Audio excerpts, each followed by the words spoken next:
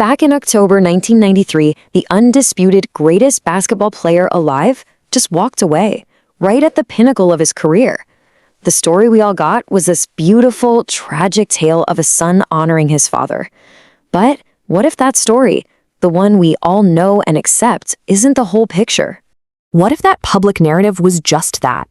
A really, really well-crafted story, one designed to cover up a much more complicated and honestly, a much more damaging truth for both Michael Jordan and the entire NBA. Today, we're going to look at the story everyone believes, and we're going to ask why they believe it. All right, so first, let's just lay out the official story, the one we all remember, and it all starts with an unthinkable personal tragedy that just completely stunned the world. So, the reason that went public for Jordan's retirement was as simple as it was heartbreaking. In July of 1993, his father, James Jordan, who was his hero, his best friend, was tragically murdered. Jordan, completely grief-stricken, told the world he'd lost his love for the game, and that he wanted to honor his father's memory. And this right here, this was the emotional heart of it all. See, James Jordan had always dreamed of seeing his son play professional baseball. So that's what Michael did. He picked up a bat. It was just this incredibly powerful human story, you know? A son in the depths of his grief, chasing a dream he shared with his dad. It's the kind of thing that makes sports feel so much bigger than just a game. And this is where the questions start to creep in. Because the grief was absolutely real. No one is questioning that. But from a purely professional standpoint, does it explain everything? I mean, we are talking about an athlete doing something that had literally never been done before. And you have to understand the context here. This wasn't a player who was slowing down. He just won his third straight championship. He was only 30 years old, and he was playing, without a doubt, the best basketball of his entire life. He wasn't on the decline. He was still climbing. And then, poof, he was gone. Because while the entire world was focused on the story of a grieving son, there was another story, a much quieter one, playing out behind closed doors. A story the NBA was absolutely desperate to keep under control. Now look, we're not talking about a friendly $5 bet on a golf course here. This was becoming a real problem. There were documented ties to some very high-stakes gambling, and it was attracting the kind of attention that no professional sports league ever wants near its biggest star. And this thing had layers. You had a book come out that alleged he had massive debts, over $1 million. There were all these stories swirling about him associating with some, let's just say, less than reputable characters. And the most important part? The NBA itself had already launched an official investigation into his gambling. The whispers were getting loud. You have to remember what the league looked like back then. Magic Johnson had retired just a couple years earlier. The NBA's entire global identity, its marketing, its future, it was all built on the back of Michael Jordan. Commissioner David Stern knew that any major scandal involving MJ wasn't just bad for Jordan, it could be a catastrophe for the entire league. And that brings us to the heart of this alternative theory. What do you do when your greatest asset is also becoming your greatest liability? Well, maybe you find a solution that nobody ever has to know about. I mean, just put yourself in David Stern's shoes for a second. His options were terrible.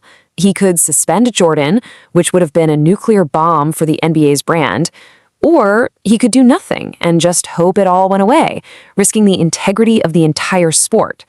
So what if there was a third option? A quiet, off-the-books way out for everyone.